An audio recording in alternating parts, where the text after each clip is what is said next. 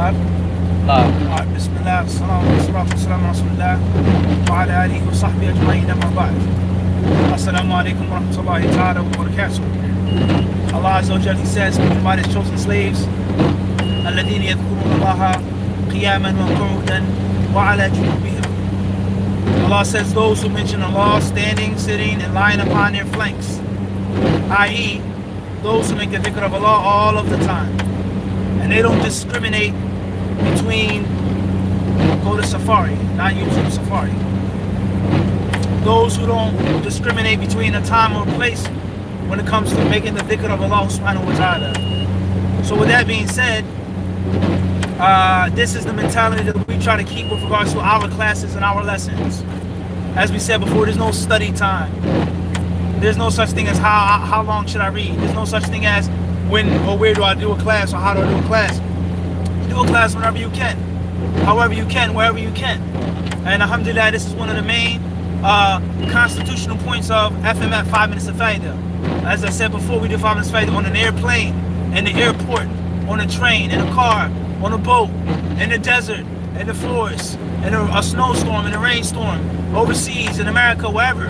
There's no such thing as, oh wait, take one, take two, let me put on some makeup and let me edit my speech. No, bismillah. So this is some of the, as we said before, the guiding principles of HadithDisciple. So with that being said, we're returning from Delaware. We had a talk at the Isa ibn Maryam Masjid in Tarbiyah Islamic School, as you saw already on the live stream. And we're running a little late getting back to New York City, which is about a 3-hour drive. So a good friend of mine, alhamdulillah, my companion, he says, why not do the live stream in the car? So with that being said, let's get started with the marathon. If there are any questions from any of the brothers or the sisters, and the same rules apply in a car as they do to the masjid. And Allah knows best. Can't find the live stream. Safari. Okay, see? Alright, just go to YouTube then. Or read it from the phone. Either or. Go to YouTube on the tablet.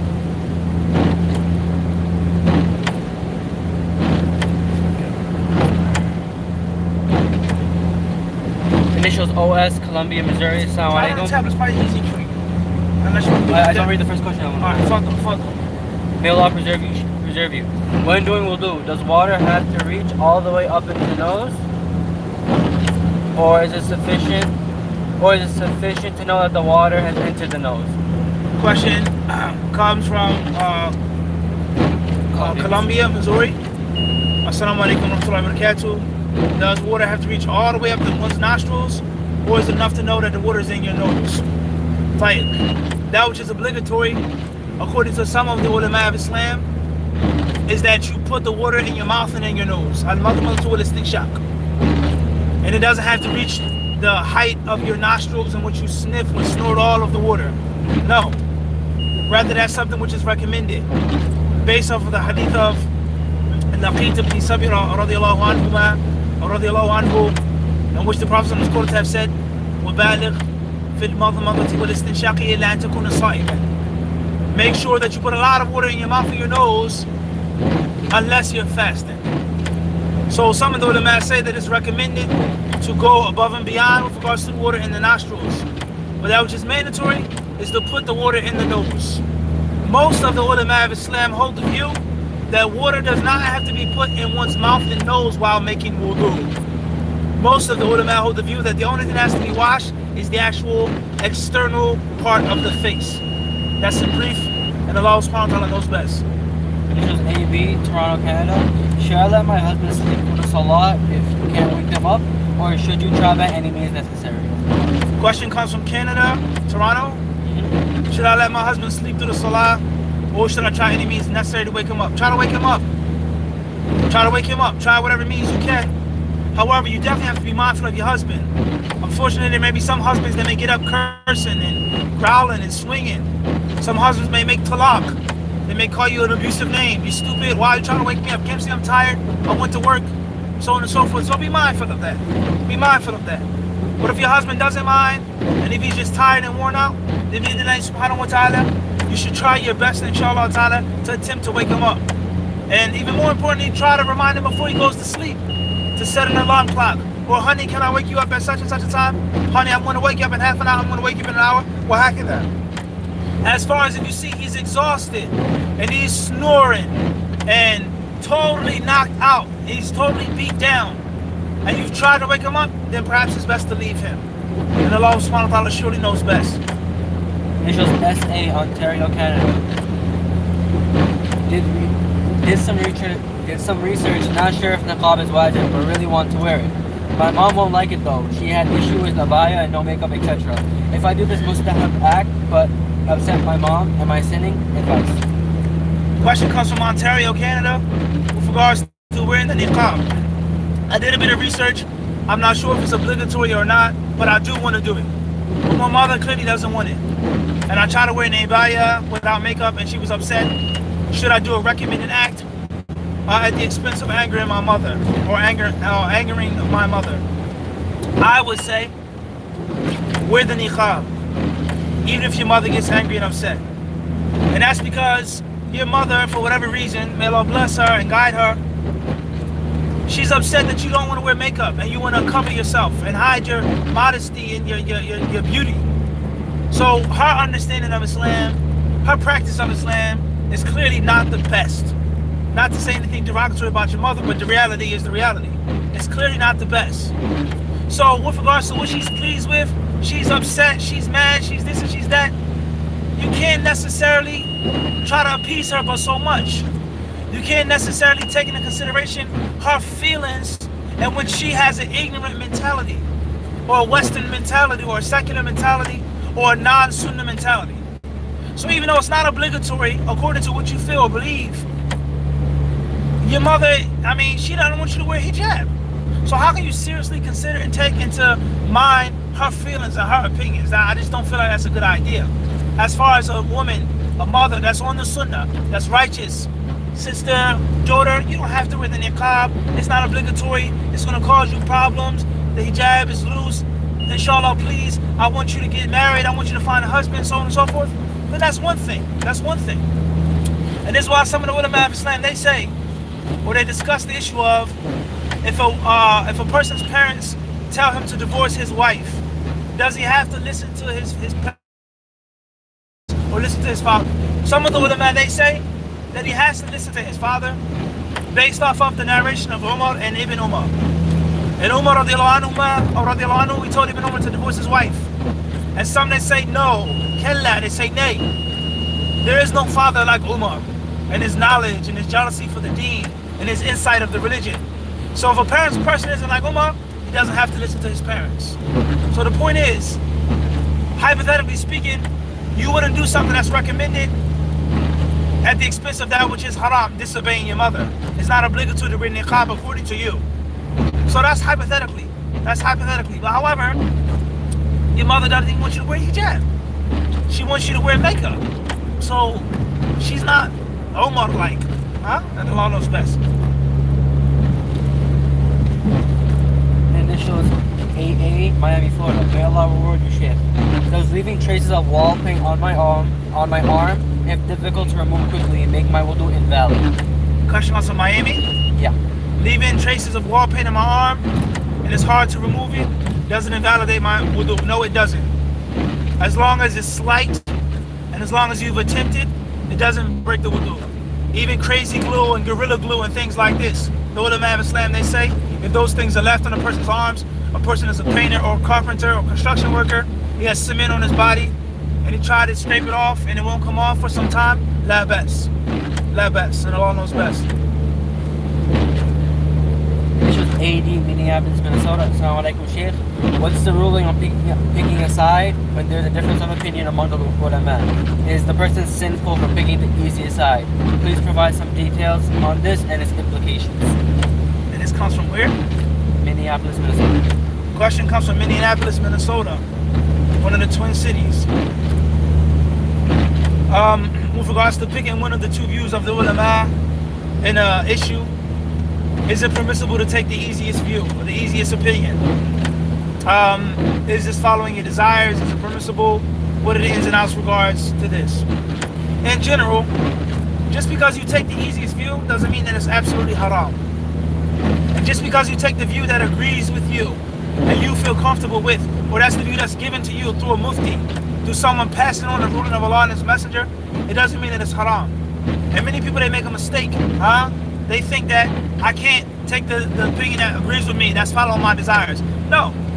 Following your desires is taking the fatwa or taking the madhab or the opinion that you don't feel comfortable with. And you know it's funny, it doesn't feel right. Or the person who gave you the fatwa, you really don't respect their knowledge. He's not knowledgeable like that, he barely studied. He ain't studied nowhere. He's a dropout of Medina. He never studied overseas. He went to Yemen for 2 years and came back, that was it. There's no real tangible knowledge like that. He didn't study formally. He speaks Arabic. He's from North Africa. He's from Morocco, but he didn't study anywhere. He went anywhere in Umrah. He's the imam of a masjid off of an Umrah package. You don't have no real knowledge. He didn't study anywhere tangibly. You know that you really don't respect his deen like that. You don't respect his practice. You feel that he's shady. He's in and out of marriages. He doesn't look after his kids. His funny scandals, accusations regarding money. His wife came to the masjid with a black eye once. You really don't trust and respect his deen like that. You see him doing all types of makruhat and mushtabihat and issues of ikhtilaf that are really funny and shady. But you take his view or the view that he gives you because it agrees with your desires. That's following your desires. But taking an opinion from someone who's respected, someone who has knowledge, someone who has some type of piety and righteousness, and someone whose reputation is well known to be a good guy, a good person, it's not necessarily haram. So those are from the details with regards to taqleed, and with regards to taking a rukhsa, and with regards to taking a fatwa.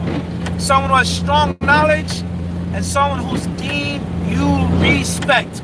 Not a perfect angel sent from heaven, an angelic imam, but somebody like, yo, I feel that he's a good person in my heart. Allah knows best. I don't know his secrets. I don't know what he does behind closed doors, but I see him that he's doing good.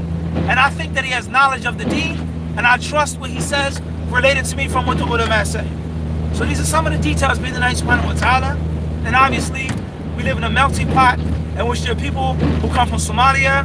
You got black Muslims, white Muslims, Puerto Rican Muslims, Dominican Muslims, Muslims from Pakistan, Bangladesh, India, Egypt, Mexican Muslims, Shafi, Hanafi, Maliki, Salafi, Sufi, Ikhwani, Tablighi, Hizbi, etc. All different names. It's a party mix. It's a cocktail of Muslims. So many times these issues, they become confusing. And one group, one dawah organization excludes other people. You're no longer a Salafi. Even though you say you're Salafi, but we say that you're not a Salafi anymore. It's confusing. Who do you take from? Who do you listen to? Albani, Ibn Baz, this one, that one, so on and so forth. Who they mean? It's confusing. So learn the basic principles, and most importantly, stick with that which is the safest view, and follow what your heart tells you. Follow that what your heart tells you. And if your heart tells you this is the right view, based off of the person that you respect and that you trust, then Bismillah. And that's in brief, because obviously that's a very, very long discussion. I would advise you to read the book of Sheikh Ash-Shithri, Hafidhullah, Sheikh Sa'd Ash-Shithri. He has a book in which he deals with Al-Qawaid Al-Usuliyah. Alright, the fiqh maxims, the usul of fiqh maxims for the Muslim who isn't a mujtahid. It's an excellent book. We mentioned the book before in other classes and lectures, in the Freshly Grounded podcast. And the book has been translated as well, if I'm not mistaken, by the Medina College. I think Sheikh Abdul Wahid Stevenson, one of his students or his associates translated the book. It's an excellent book, and it will shed a great deal of light upon this issue on how to take a fatwa and how not to take a fatwa, how to follow and how not to follow, etc. And Allah subhanahu wa ta'ala surely knows best. Initials FA, London, UK. What advice would you give to someone who is trying to repent from continuously fornicating and other fawahish? Question comes from London. What advice would you give to someone who's constantly trying to repent from zina and fawahish? Get married, fast, learn, get a hobby, busy yourself with something beneficial, practice self-control, realize the dangers of zina, have children, get a daughter, all right? Look at your young, tender daughter and imagine somebody manipulating her. Imagine someone taking advantage of her and using her and discarding her like a piece of meat. Or have a son and imagine what it would be like for your son to run from woman to woman like a bee, right? From one flower to the next, pollen and nectar, just tasting and running through women. What type of life does your son want to have? How can he sleep at night and he's just running through women? What type of illnesses and sicknesses and diseases would he get? How many times does he have to look over his shoulders, reflect? So the Prophet ﷺ, when he was asked by the young man, he said, the Hadith Book and the Muslim Imam Ahmad, he says, let me make zina, O Messenger of Allah. The companions, they became mad, they became upset. They says, what is wrong with this? Boy, how audacious can he be to ask the Messenger of Allah such a horrible question? And the Prophet ﷺ, he never said that. He said, bring him close. And he says, you want your mother to make zina? You want your mother to be a whore? Alright? This is reality. So, in the pop culture and in the media, zina is romanticized. And it's sensationalized, and people, they love it, and they accept it, so on and so forth. And they look down upon it like it's a small thing. Alright? And in the music industry, whether it's rock and roll or hip hop or whatever it is, the constant concept of people misusing women and misusing men, and the concept of degrading a woman, calling a woman a bitch, or calling a woman a hoe, is well known. There's no need to sugarcoat it. Anyone who watches movies and videos is well known what they call women and what women want to call themselves and what they call men. She's a hoe, she's a bitch, she's this and she's that. It's easy for you to treat women like that until you yourself have a daughter, and then someone is calling your daughter a hoe, and someone's calling your daughter a bitch, and come here and do this and get on your knees and do this and do that. When that's your daughter being manipulated and used and abused, now it's not cool anymore. It's not fun anymore. As we mentioned with regards to the Arabs who would bury their daughters alive because they were afraid of their daughters being taken as concubines and sex slaves. But how many women did they capture as concubines? So what goes around comes around. What goes around comes around. So this is something to reflect upon. What you do to somebody, somebody's going to eventually do to you, or they're going to eventually do to one of your children. And do you want that horrible lifestyle? Do you want your daughter to be a whore? Do you want your son to be a dog in the street, running around painting his tongue, chasing women like meat in the street? Do you want that for your children? So this is some advice that I would give with regards to avoiding zina, getting married. If you're married, make sure that you have a healthy relationship with your wife. You should have abundant halal sex with your wife in a permissible way, and do all that which is permissible in the bedroom. Do all which is permissible. And practice self-control. Read the Quran, have taqwa. Ask Allah to strengthen you, to help you, etc. And most importantly is to just put yourself in the shoes of people. What goes around comes around. Command to dino to dan. As you treat people, people shall treat you. Confucius, he said, do unto others as you wish for others to do unto you. And Allah knows best.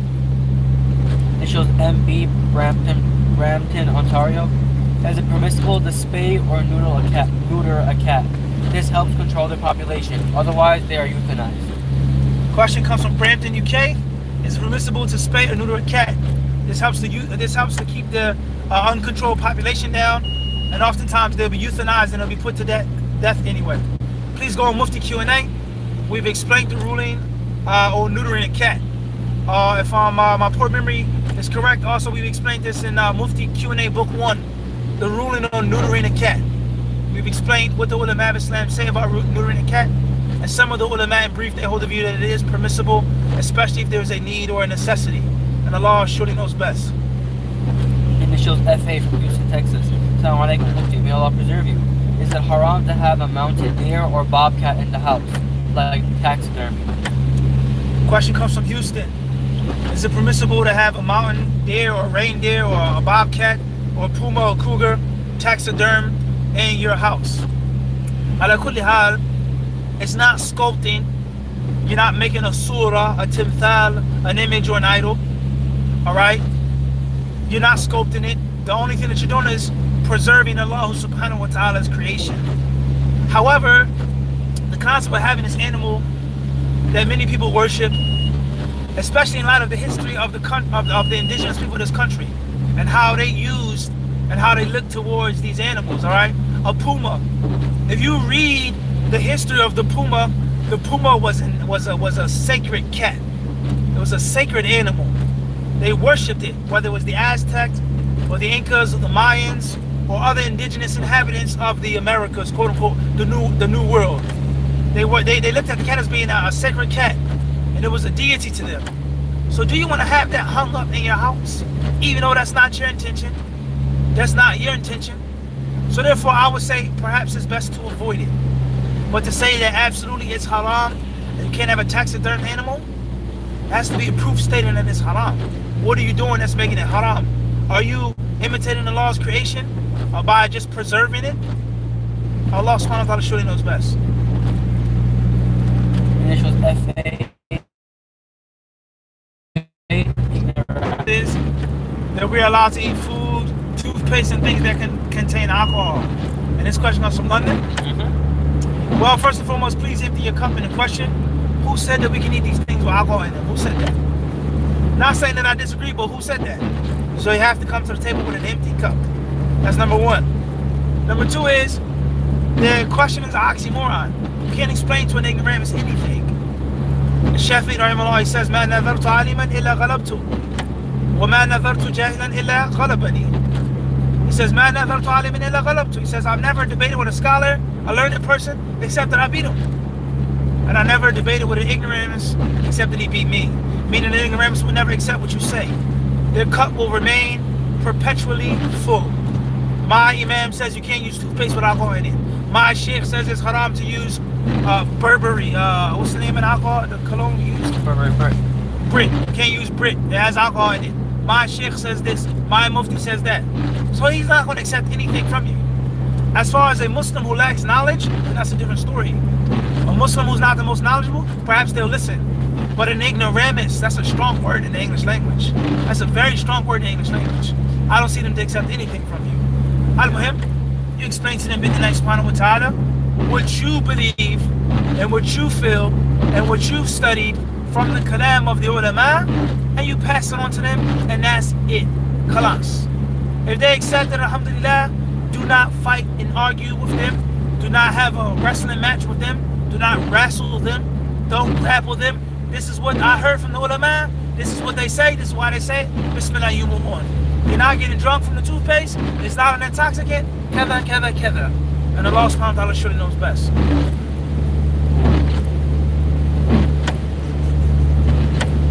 Initials AS. Assalamu alaikum. From Fresno, California. Is fasting on Arafah if it lands on a Saturday? Question mark. The question comes from Fresno, Cali. Is it permissible to fast on a Saturday or on the Yom Arafah if it's a Saturday? We've explained before that the ulama of Islam, they have a very long discussion and difference regarding that hadith about not fasting on Saturday, إِلَّا فِي مَفْتُرِدَ عَلَيْكُمْ, except for that which is obligatory. Some of the ulama say the hadith is hasan, it's fair, it's an authentic hadith, but it means this and it's interpreted to that, etc. And others, they say بَلْ هُوَ حَدِيثٌ مُنْكَرٌ, it's a totally weak hadith, and it's weak in its isnad, it's weak in its method, and يتضاد ويتناقض ويتنافى مع نصوص صحيحة ثابتة. It clashed with many other authentic hadiths about fasting a day before or a day after Friday, about fasting 3 days from each month, about fasting Arafah and this and that and so on and so forth. So the correct view, and Allah knows best, is that that hadith is not authentic. That hadith is not authentic. It's not an authentic hadith. And Allah subhanahu wa ta'ala knows best.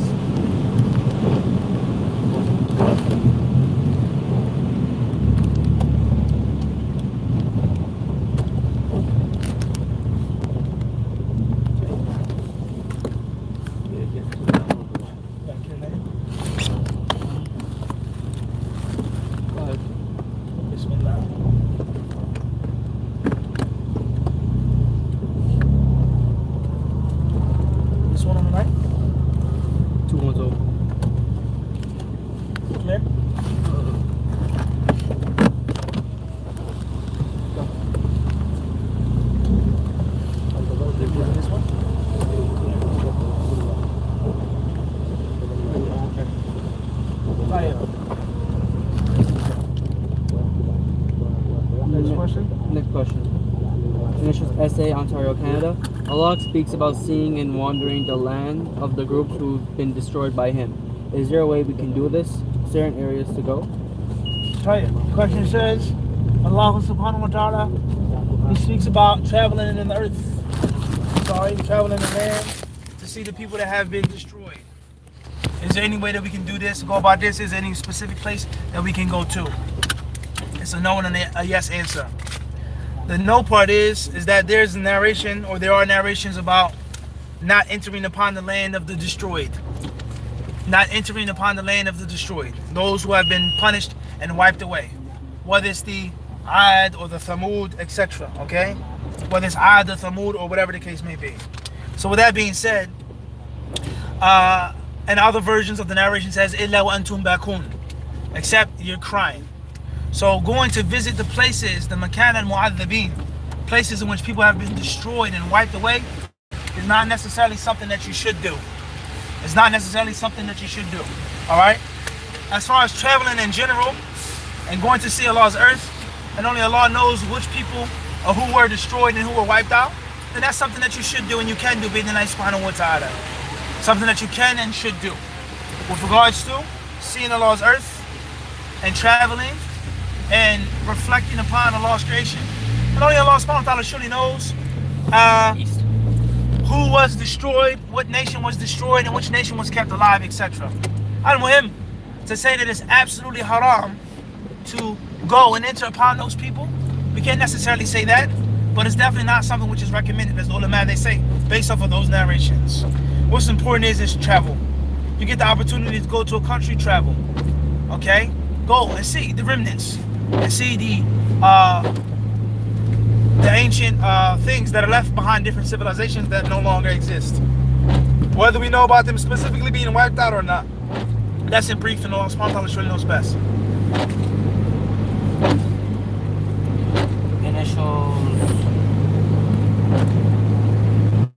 Initials AM, Springfield, Virginia.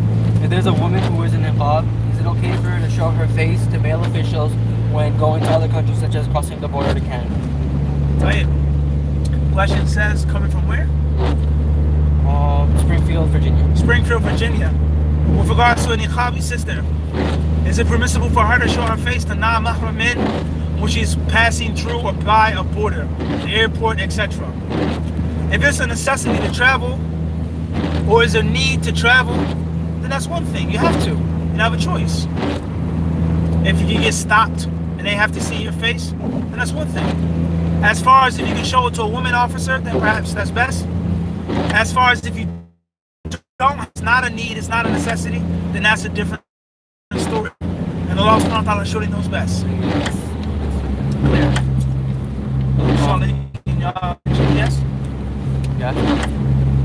Just want to exit right here. I'll tell you. Initial ZS Tuzla Bosnia. Assalamu alaikum wa rahmatullahi. I sent more than 2 emails to Mufti Q&A and I got no feedback. Some messages were kind of harsh. I'm sorry if I was misunderstood. Next question. Tell you, say that again? Come from Bosnia? Yeah. And what does it say? That they sent messages to Mufti Q&A? And got no feedback. Some messages were kind of harsh. I'm sorry. Some messages were kind of harsh. From us or from them? It doesn't say. Al-Muhim. The question comes from what city? Tuzla. Tuzla, Bosnia.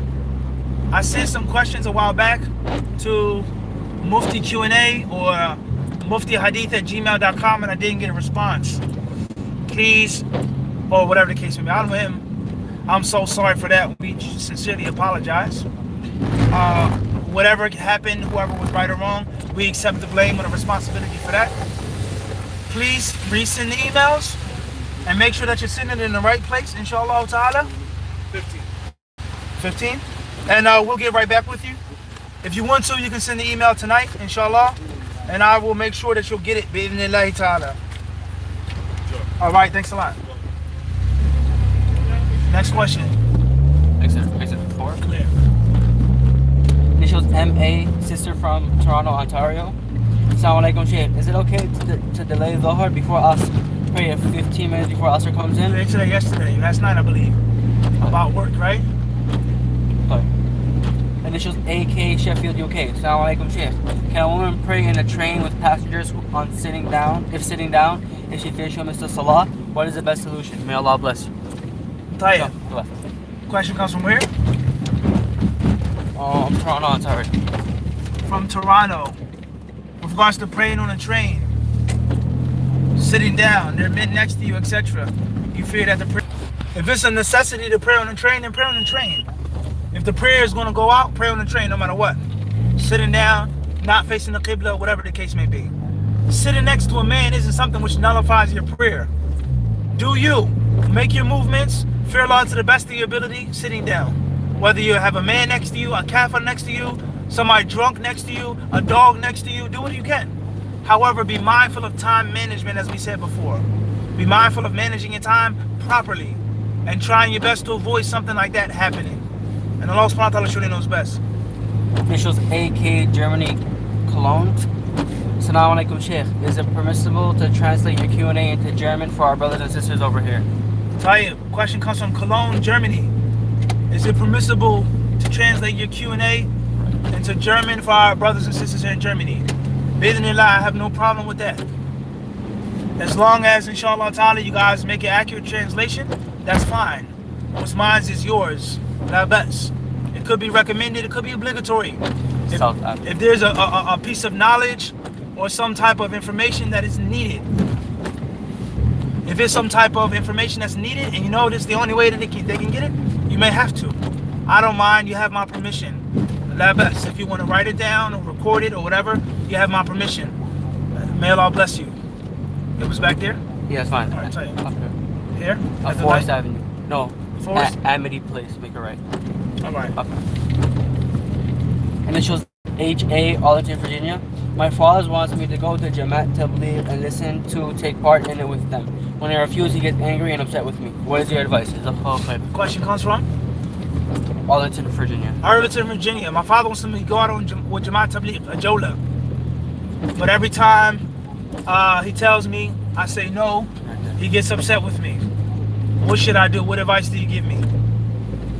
I think that my answer is based off of what you're doing with yourself. Are you seeking knowledge? Are you yourself busy with khair? Are you trying to be righteous and pious? Or are you wasting time? Just go straight up. There's one. You understand? Are you wasting time? And I'm not saying it's about the question or it's negative, but let's say it's a young man who has a girlfriend. Or he's smoking or drinking. The average teenager smoking weed, tattoo, whatever. Maybe going with Jamaat Tabligh is better for him than that. Now something may say, oh, how can you say that? Astaghfirullah. Oh, how can you say it's better to go to Jamaat Tabligh than to make zina and this and that? Everything Jamaat Tabligh does is not necessarily wrong. And everything they do isn't a bid'ah. And what's better? Him not making salah at all, smoking, drinking, intoxicating, or him being with Jamaat Tabligh? So then somebody may say, well, the Salaf, they said, لأن أرى ابني يخرج من بيت الحيتي أحسن من أن أراه مع أهل الأهواء. For me to see my son coming out of a whorehouse or a speakeasy, a brothel, is more beloved to me for me to see my son with the people of desires. First and foremost is, that's the statement of the Salaf al-Salih. And that's not the statement of the Prophet sallallahu alaihi wasallam. Nor is that the statement of all of the Salaf. Alright, and that's a mistake to take a person's statement, an isolated statement, and to use it like a verse from the Quran or a hadith of the Prophet sallallahu alaihi wasallam. That's first and foremost. Secondly is, which side is the tank on? This side. Alright, I'll tell you. Secondly is the concept of, yani, I don't think that the Salaf meant that I want my son to continue to be misguided. And I want my son to continue to be a womanizer or a fornicator or something like this. But if I had to choose, because a person being upon bid'ah and not seeing what's clear, that's one thing. A person being a sinner and he knows what he needs to be doing, what he needs to do, that's a different story. He has a hope, he has a chance. But even in it's still details. It's still details. It's not an absolute black and white issue. Al-Muhim, if you're doing nothing, that's one thing. As far as if you're a righteous young man and you're on the sunnah and you're seeking ilm and you're going to classes and your father wants you to go to Jamaat Tabligh, then don't go. Don't go with Jamaat Tabligh. And advise your father. Say, Father, I don't feel comfortable going with Jamaat Tabligh. I don't feel, I don't feel safe going with Jamaat Tabligh. I don't feel everything that they do is correct or permissible. And do not say that they're upon bid'ah and they're wrong and this and that. Because if you do, your father may get into an argument with you. And you may not know all of the proof. You may not have all of the evidence. He may bring somebody to bring doubts with you or whatever the case may be. So just say that you don't feel comfortable. As far as if you have the relationship with your father and you can talk to him and explain to him and be honest with him, then you tell him how you feel. You tell him how you feel and you don't feel that Jamaat Tabligh, I should spend my time going out with them. And inshallah ta'ala, I can spend my time in a better place or with better people with regards to the different dawah organizations. And that's in brief, because it's a very long discussion regarding Jamaat Tabligh and with regards to going out with Jamaat Tabligh, and Allah knows best.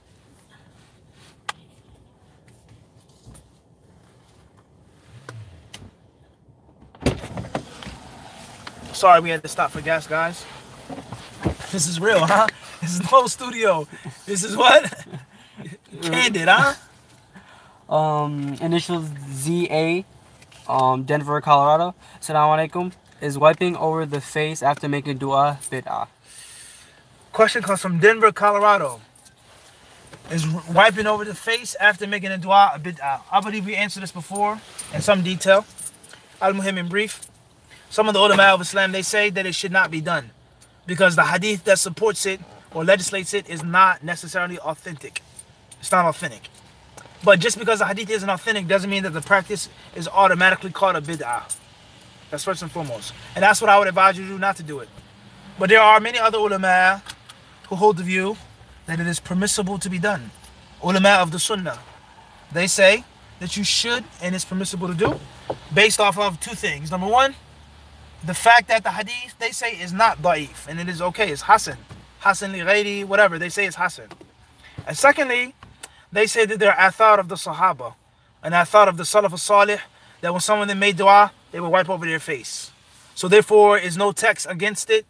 It's not a specific thing in which is going to be a bid'ah. They say it's nothing wrong with doing it, along with the hadith and with those athar. And these are ulama of the sunnah who hold this view, some of them, all right?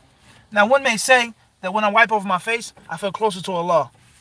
And I feel that my dua is more powerful, more symbolic. Al-Muhim, the ulama of Islam, they differ on an issue. If you don't want to do it, that's the best thing to do. If you do it, don't say that it's a bid'ah and say someone else is mubtadi'. They're dal, mudil, they're astray for doing something which the ulama of the sunnah themselves differ over. And Allah surely knows best. Initials HA, Arlington, Virginia. Assalamu alaikum, Sheikh. What's the ruling on erecting a tree upon a grave and decorating it after the burial? Jazakallah khair. Question comes from?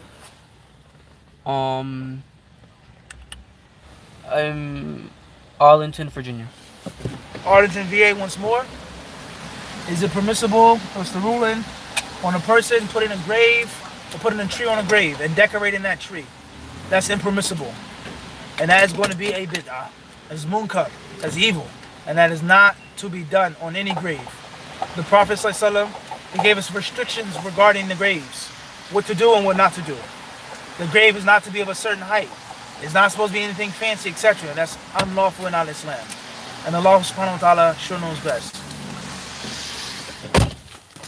Initials AJ, Bowie, Maryland. My daughter was born with flat feet and it's affecting her daily life. Is it permissible for her to have reconstructive foot surgery? And this comes from where? Bowie, Maryland. Bowie, Maryland. Tayyib, bismillah. With regards to a baby girl who's born with flat feet, is it permissible for her to get reconstructive foot surgery, etc.? The ulama of Islam, they say that cosmetic surgery or plastic surgery or any type of reconstructive surgery on the body is of two types. The first type is that which is done for beauty, that which is done for enhancement, whether you call it cosmetic or not. And the second type is that which is done to remove a blemish or to remove a major unsightly thing or a default or a major, let's say a person is disformed or there's something seriously wrong with someone's teeth or feet or hand, etc. So the first type of surgery is haram and the second type of surgery is halal. So there's nothing wrong with getting her feet reconstructed as long as it's done properly, professionally, and as long as it doesn't pose a major threat to her health. And Allah subhanahu wa ta'ala knows best. Make a U-turn, you can. Okay. Can we make a U-turn here? On navigation, he said you could do it up there. Alright.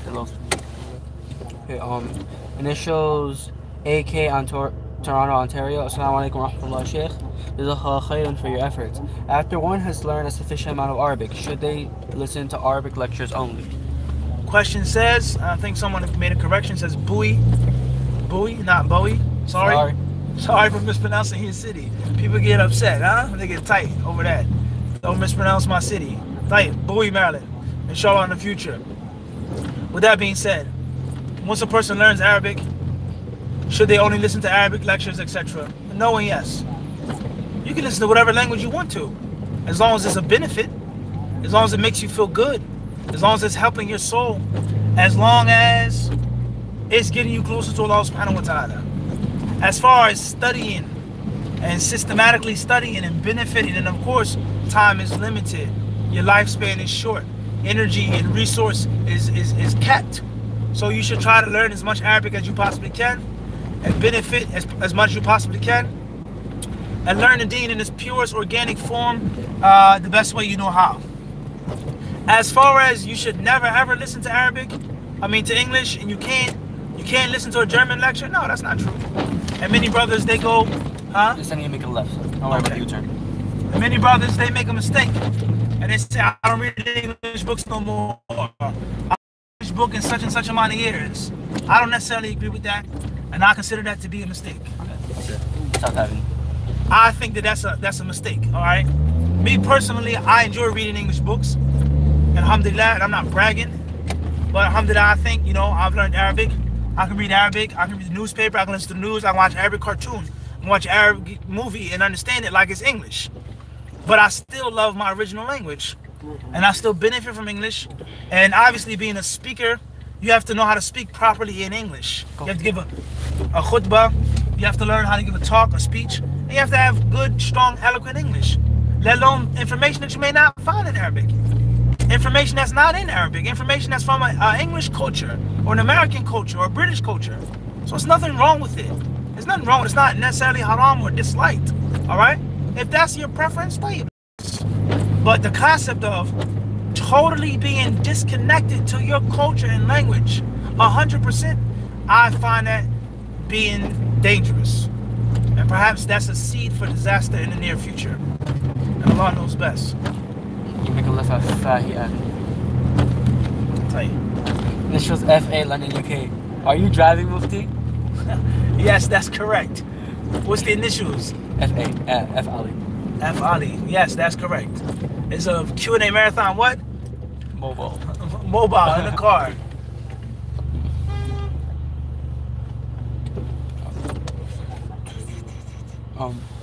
Initials NZ, NH, Toronto, Canada. Can you do a fiqh class on menses? Question comes from Toronto. Can you do a fiqh class on menses? Bi-idhnillahi ta'ala, inshallah. We've done. You can go back to Durr al-Bahiyya. We've explained it. The chapter of menses, we have explained it in Durr al-Bahiyya playlist. We've also explained it in Lulu Marjan as well, and other classes as well. But inshallah, maybe we'll make a new workshop for it. Inshallah. Jazakallah khairan. Initials AK. Assalamu alaikum, Mufti. No, sir. Initials AK, Cologne, Germany. Assalamu alaikum, Sheikh. My mother has an Afro shop where she sells weaves, etc. Now she has some issues. I want to put my name in the contract for 1 year without me working there. Is that permissible? And it's from Cologne, Germany? Yeah. Her mother has an Afro shop? Afro shop. And she sells fake hair, wigs, weaves, etc. She wants to put my name on the contract for some issues or some legalities or whatever. Even though I don't work there, is it permissible? You should not have your name on any paperwork at that place. Whereas she's selling something which is Islamically incompliant. It's not compliant. It's not Sharia compliant. Selling fake hair, selling wigs. It's not permissible. So your name should not be on the paperwork. As far as if it's an absolute necessity, that's one thing, but it should be avoided. And Allah knows best. Try your best to explain it to your mother. Initials AD, Minneapolis, Minnesota. Is shaking the opposite gender's hand clearly haram? Is one sinful for doing it? Minnesota. We're taking the left here? Go up, you're going to left all the way up there. Is shaking the other gender's hand clearly haram? Tayyib. I don't really understand the question, Yani. If it's haram or not, one of the two. Clear or unclear. Now, I understand what you're trying to say. The concept of, is there a difference of opinion? Can we decisively say that it's haram to shake a woman's hand or shake a man's hand for whom you're not a mahram? But the bottom line is, it's either haram or not. And if it's unclear to you, then your job is to ask. Ask the view and the opinion of someone who knows. And if it's your ability to research, then you research. And you follow what is clear to you. Is clear or unclear that it's haram. As far as wanting to know, is it unclear, that depends off of your knowledge or the knowledge of the person that you're trusting. Clear on that? At the end of the day, it should be avoided. You shouldn't do it. You should not do it. It should not be done. You should not shake someone's hand who is not your mahram, or you're not a mahram for them. Alright? As the Prophet ﷺ is quoted to have said. And Allah knows best. Trying to see where he wants to go. Stay straight. Okay. Initials MA from Madrid, Spain. Can a man marry more than one wife in a country where it's only according to the government? Because I heard you're supposed to follow the law of the land we're on. Question comes from Madrid, Spain. Can a man take a second wife in a country in which it is not allowed? The laws prohibit a man from having more than one wife. Because I've heard that you're supposed to follow the laws of the land. That's a true statement. However, it is an absolute. Follow the laws of the land as long as they don't clash with the laws of Allah Azza wa Jal, the creator of the land. So it's clearly permissible to marry more than one wife. Of course, with the conditions.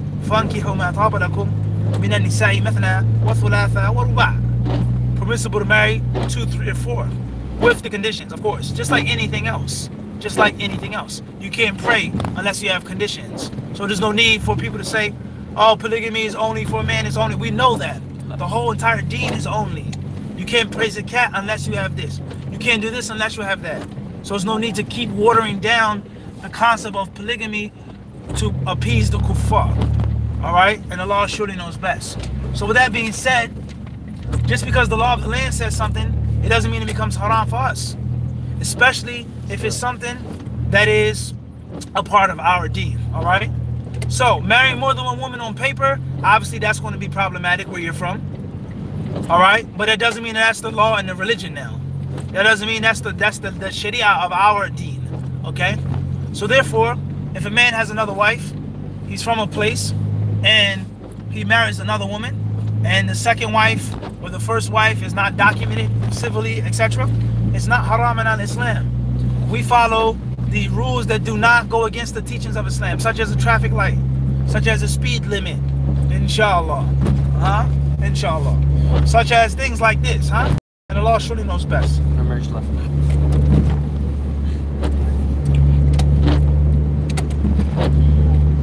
Abdul Malik McGill, Virginia, USA. Assalamu alaikum, Sheikh.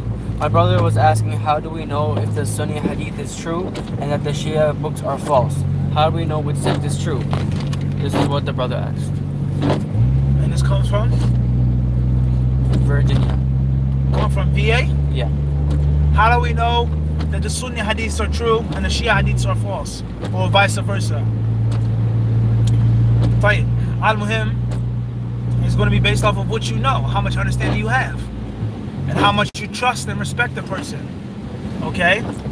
At the end of the day, one of the ways that Allah Azza wa Jal allows you to understand that something is true is that how a person behaves. So let's ask ourselves the question, how do the Shia behave? What do they do? When there's a hadith that supports Ali or Fatima or Hassan or Hussein or Ahlul Bayt, what do they do with that hadith? No matter what book is collected in, a Sunni book, a Shi'i book, they accept it and they mention it. And they'll try to use against the people of the Sunnah those hadiths that support their agenda, even if it's found in our books. But what do they do when there's a hadith that supports Abu Bakr as-Siddiq and Umar and mentions the virtue of Aisha? That's not found in their books. They say it's batil, it's a lie, it's kadhib, it's made up, Bukhari is nonsense, that's not true, this person was a liar, etc., etc., etc. So how can you trust somebody like that? How can you trust someone that only mentions what's for them and never that which is against them? And Ahlul Sunnah wal Jama'ah, the Orthodox Muslims, there's no doubt about it, they mention everything. That which is clearly in support of their way, and that which is clearly, quote unquote, or seemingly or presumably against them. There's nothing ever going to be against the way of Ahlul Sunnah wal Jama'ah. So let's make an example of this. Can you read in Sahih Bukhari and Sahih Muslim and Musnad Ahmed? Can you read in these books hadiths that talk about Ali and his virtue? أَمَا تَرْضَى أَن تَكُونَ مِنِّي بِمَنْزِلَةِ مُوسَى مِنْ هَارُونَ? He says, wouldn't you like to be like Aaron was to Moses? Can you not read in the Sunni books of hadith that I will give the flag tomorrow? رَجُلٍ يُحِبُّ اللَّهَ وَرَسُولَهُ or يُحِبُّ اللَّهَ وَرَسُولُهُ كَمَا قَالَ عَلَيْهِ السَّلَامُ, who loves Allah and His Messenger, and Allah and His Messenger love him. يَفْتَحُ اللَّهُ عَلَى يَدَيْهِ, and Allah will give him victory. Can you not find it in Bukhari and Muslim? Can you not find it in Muslim, the Sunni books? That hadith supports the Shia or goes against the Shia? Of course it supports them. And it goes against, presumably, or outwardly, it goes against our claim, hypothetically speaking, that Abu Bakr radiallahu anhu is the Khalifa. And Abu Bakr radiallahu anhu was better than Ali. But you still find the hadith in our books. The Shia people, can you find a narration like that that talks about the virtue of Umar, the virtue of Uthman? Can you find that? You don't find that. And they'll mention a hadith which is 100 times weak or weaker than the books and the hadiths that we have, and they'll mention those weak hadiths, and they'll say the Bukhari is made up. And what is their isnad? This majhul, this matruk, this halik, this one and that one, so on and so forth.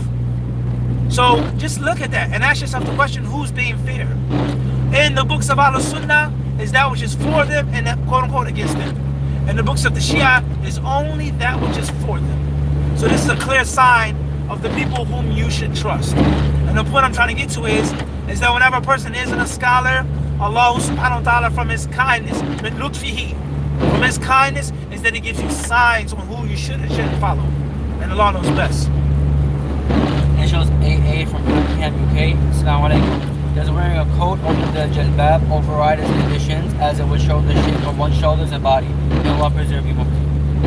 Question says, does wearing a coat over one's jilbab go against the conditions of the jilbab, of the hijab, on your shoulders and your body, etc.? And this comes from where? The UK? Yeah. Birmingham. Don't wear a coat. Go outside in the winter without wearing a coat. Class. Freeze. Catch cold. Get sick. Die. I don't think any Muslim in his right mind is going to say something like that. What can you do? Wear a shawl and it's snowing outside.